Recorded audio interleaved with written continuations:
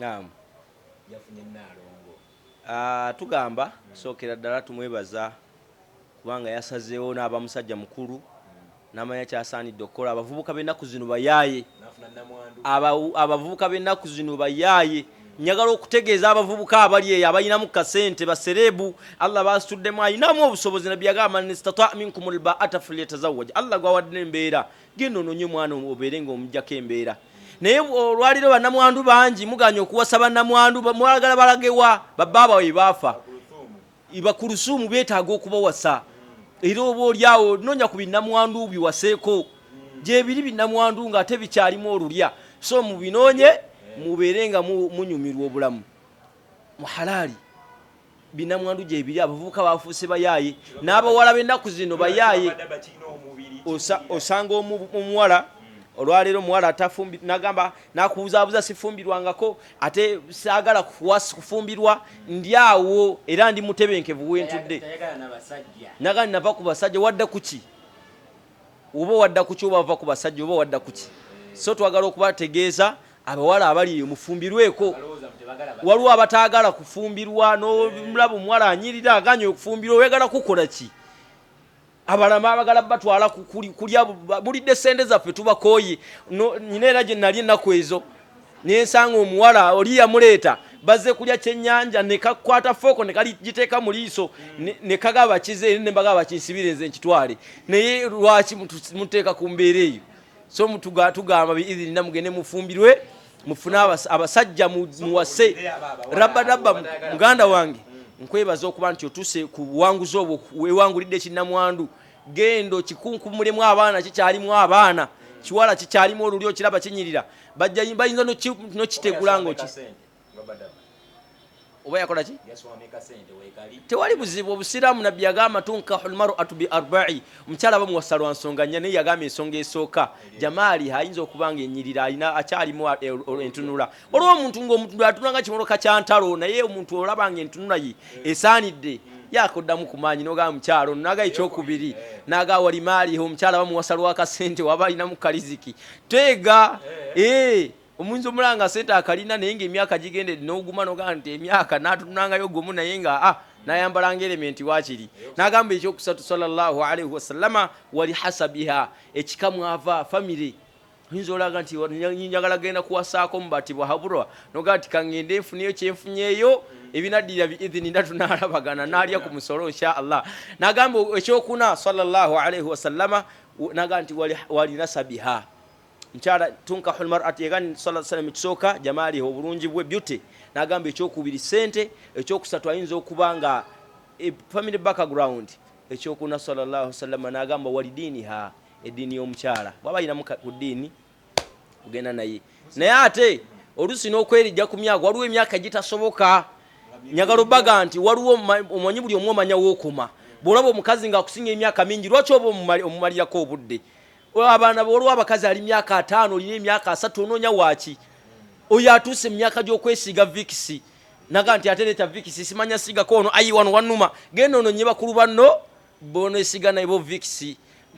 nonye bwoba emyaka gyo bwetaaga era nalabye rabadabanga Nalongo emyaka gyegyo tebannatuuka mu myaka gya vikisi bwabanga omukyala ayina mu busiraamu shariya omukyala akkirizibwa okunoonya abasajja 70 abasajja 7 ng'alya sente zaabwe nga tannafumbirwa abasajja 7 nga bamwogereza Lawrence najja agundi najja Musa najja ne Kasimu ne mubakuule mulye sente zaabwe nga temunnafumbirwa buno obujja obuvubuka buno obwegiraagiro obwesazaasaza mulye era Nalongo wabango ntannatuuka kuba nti atuyita tumuwoowe sente akkirizibwa okuzirya bagulunedi baleete bonna baleete insha Allah alye sente zaabwe naye ate omukulu amala okuteeka mu sitaafu n'agamba nti seeka negamba nti okkiriza nti nzikiriza okufumbirwa gundi n'okumuwasa olw'amahale gemuwadde ag'essente bwe ziti nga okomye ennamba z'essimu zonna ng'ozisiimulamu ng'obagamba yalla ngenze ne mukwano gwange gwe ngenda owangana n'ebulamu bwonna naye oba tonnafumbirwa ng'embeera gy'olimu yakunoonya yenna abaze mwanirize togamba nti nze nyina omulenzi akyankwana kkiriza buli azze ennamba receivinga busente bulye temwerisaliisa sente nga tebannabawasa muliyire ddala sente ate musalewo olumu naye waliwo ebyokuddawo ne mubba ssente zaffe muzimazeewo mutusiriwaza mufumbirwe muveewo nammwe lwaki temuwasa mukwana nnyo bakulye ssente nkya tojja kudda manya wookoma manya levo yo oba tolina ssente lwaki oba okwana ebisemberayo ddala kansabe abavubuka abali eyo abaganye okuwasa ekibasibye mu bwavu busiru ekibasibye mu bwavu bujega bwammwe era waliwo oli gwe nalaba apostinze n'agamba musafiina olya ssente zange naye Allah akulaba mungu amulaba ani gwe yagamba ozimuwa naga ndi muzimayo olya ssente z'abamulekwa ani gwe okolimira manya kyolina okukola banange bino byonna wowasa oluusi obiwona naye ate si musango n'omuntu ogaana okuwasa okusooka okulindamu kubanga muntu ayinza oba alina ensonga zabawala b'ennaku zino bafuuse bayaaye abeegaana embuto anti era bagenda odwegaana nga si gweoba wakola haramu lwaki olusiba ku muntu nga lwali haramu niwe musajja zakuwasiza era olubuto luba lulwo ate luba lwani kati gwalujja muggulu era oba wakola haramu wagenda mu bwenzi byobinofu byobadde osaanidde okufuna tubadde tugamba mugende mufumbirwe muve ku nzija tubakooye nolaba akawala nokalaba ku macanga waliwo akatutte waliwo akakomezaawo ekyemisana ekyeggulo sheekhe tugenda okugira nga tewali nogaa ye rabbi kiki kino kyenafuna muwala olaba afaanana bulungi ne bagaa nti seeka oyo si mukazi oyo veterani alhamdulillah tuli mu nteekateeka era njagala okuyita abasiraamu mwenna mu maaso n'abatali basiraamu mikwano gyange waliwo ekijja mu maaso awo tukifumba biidhinillahi taala naam alhamdulillah wassalatu wassalamu ala rasulillah sallallahu alaihi wasallam wa baada assalamu alaikum warahmatullahi wabarakatuh amanya nzi Sheikh Arkam Tamusuza katumutendereze katonda n'amatenda amajjivu agatali mu bukendeewe tumusaba katonda sokusasira n'emirembe ku nabbi Muhammad sallallahu alaihi wasallam abantu b'ennyumba ye nabo nabatambulira ku nkola gyajja nayo okutuuka etulimirira mu maaso ga katonda subhanahu wa ta'ala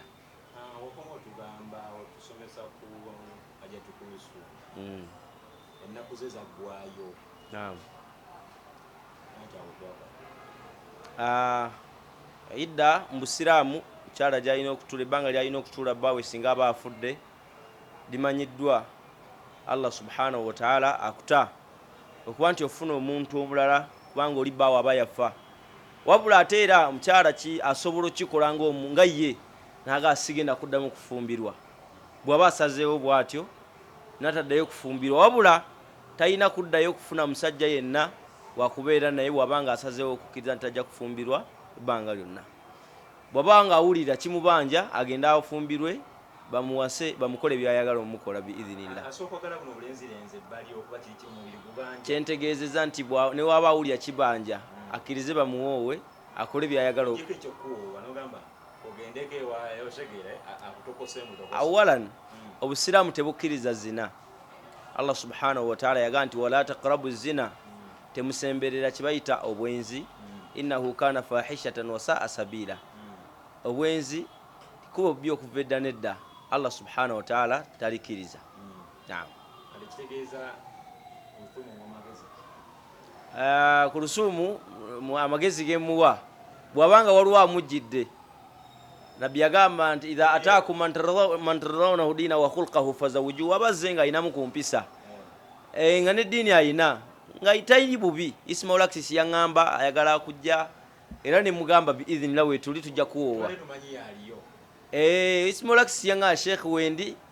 naye nga ffe mikwano gya Seka Muzaata tetulina buzibu bwabanga tagenda kukola bya kiyaaye era namugamba nti oba ogenda kukola bya kiyaaye ffe nyini tujja kwambalira insha Allahu taala wabanga akkiriza tewali tabbu biidhinillahi subhanahu wa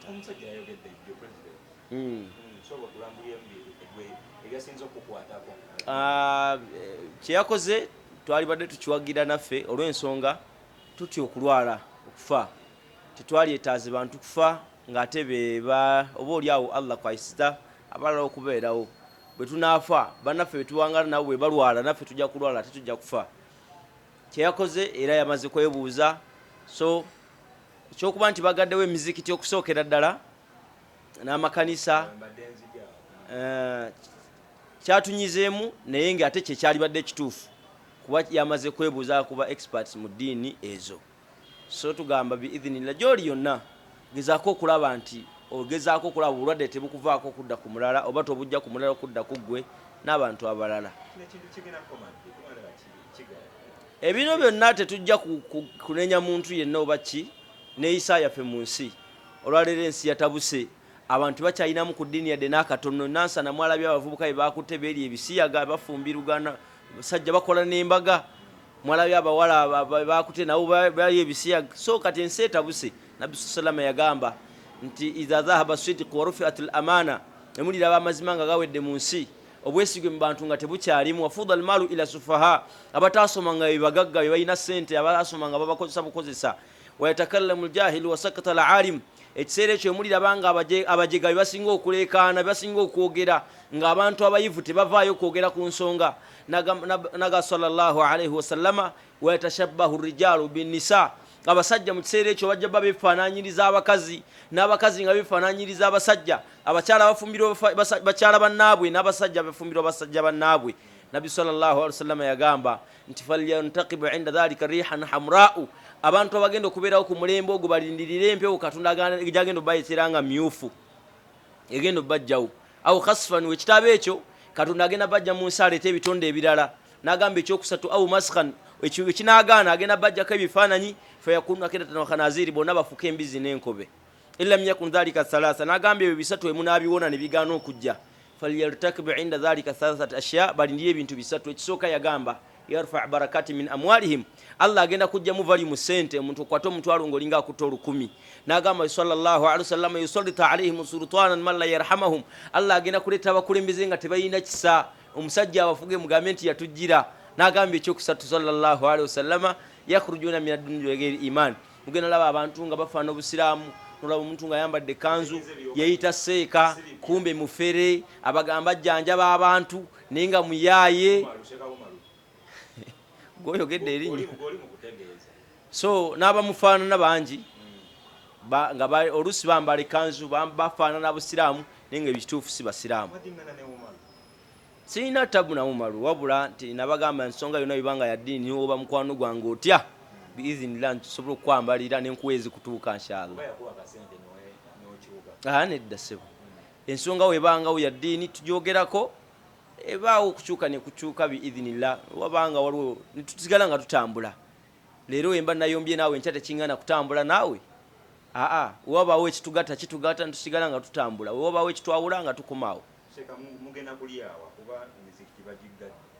Kino kibujo kyo bagamba nti abo wali muyina okukola baseeka. Mwalaba Sheikh Muzata yayogeranga awo n'abaga bannangi baseeka mufune emirimu gye mukola. Obeera otya seeka ng'oli awo bizinesi yo muzikiti, ogenda mu basiraamu bakamula n'ovaawo ate omaze ova muzikiti. Kati labe ebintu byonna bisatu babigadde abo wali mu beetooloolera ennyo, ewali enkuŋŋaana we bafune ssente, ewatali nkuŋŋaana tebafuna, ewali siri essanyu lyange, ewali emizikiti we bafuna, ewali amasomero bagaddewo, ne kati kwegamba wonna we batagalira embeera yabakutte. Naye tugamba singa okweteekateeka omuntu okumanya nti nina okufuna kuwenzija akasente, omuntu okubeera omuwalimu ng'olina woova, kiba kirungi okulaba omuwalimu. Nze nsanyuka nnyo okusanga seeka ate nga yagenda osiibula abantu. Nibanga nti seeka wuyaze nti omuntu n'asanyuka, naye ate oluusi omuntu alaba seeka n'adduka naga seeka wuyaze agenda kuntegula. Naye oba oli awo omuntu yalibadde musanyufu nnyo ng'alaba seeka agenda omusomesa, ate yagenda omuwayo akantu addeyo ng'alifunye ku kyokulya biizinillahi taala inshallah. Kiba kirungi omuwalimu abeerewo ng'akola. So eno message kegenda eri abawalimu bannange, seeka oba oyinamu ku mbeera, tandikawo embeera, tandika ofuna omulimu okole.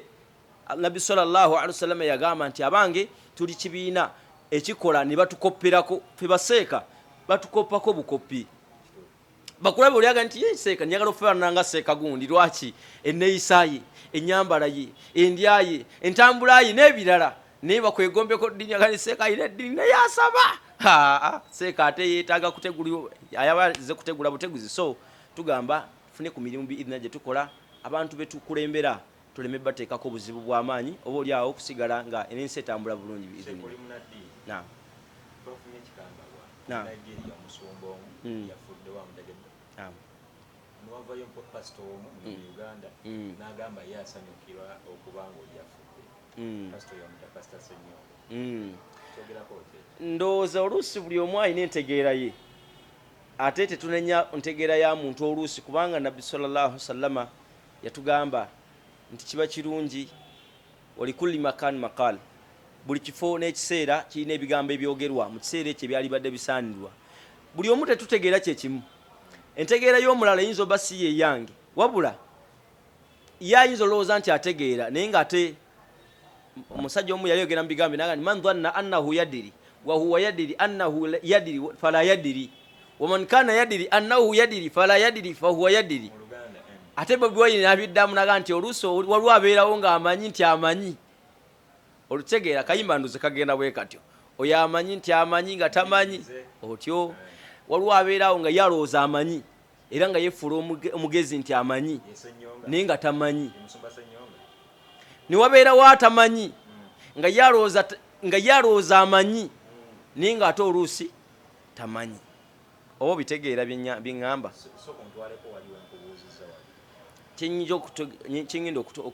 kyentegeeza mu bigambo ebyo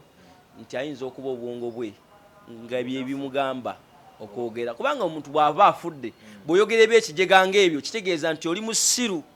yeetaaga okusaddaakira enjibwa nze ndowooza buba busiru kubanga okutoyinza kwogera ku mufuno ogamba nti asaanidde waliwo ayagala emagombe nanti yagamba oli abadde musumba mufere era yakyogera ne ku pasita Igwe Omugenzi ye si mufere ye mutuufu kyebayita omuntu nti mutuufu si gwe weeyogerako nti oli mutuufu kuba n'omufere akkiriza nti si mufere n'omubbi takkiriza nti mubbi nyini mubbi tasobola mukkiriza nti mubbi maama we baga nti mwana we yabbye aga nti mwana wange tasobola kubba ebakuze badinaga nti Kamadi wabbye nomuga nti mwana wange wanzise naye n'agamba nti omwana wange tasobola kubba nja kulowooza nti oluusi omuntu ayinza obba nga emyaka gyegyo naye nga emyaka gye tegikwatagana na bigambo byayogera tugamba musumba era mwalaba wali emabega ku pasita Yiga ivudde yayogera ebyekijjega ebitalimu makulu abantu ng'abo oluusi beetaaga oba ŋŋambe ki oba baliko mayembe beetaaga kunyika mu pipa ya luku yandooza nga etubanyulula amajini ge baliko gabeere nga gakunkumuka insha allahu taala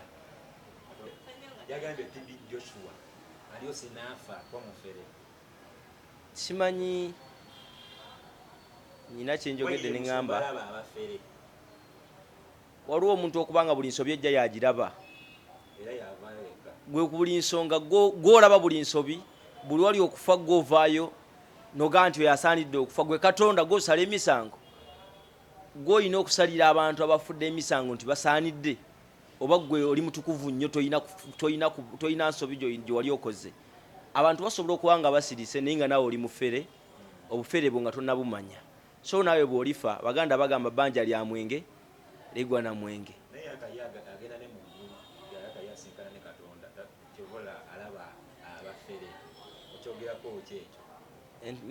entegeera bwe buzibu myaka oyinza obba omuntu olina emyaka mingi naye nga obwongo n'emyaka tebikwatagana omuntu asobola okukula naye ng'emyaka gy'alimu nabbi yagamba man balaga 40 falyastahi min Allah omuntu aweza emyaka 4 akatibwemu Katonda ensonyi kuba ne Katonda aba mukwatibwa ensonyi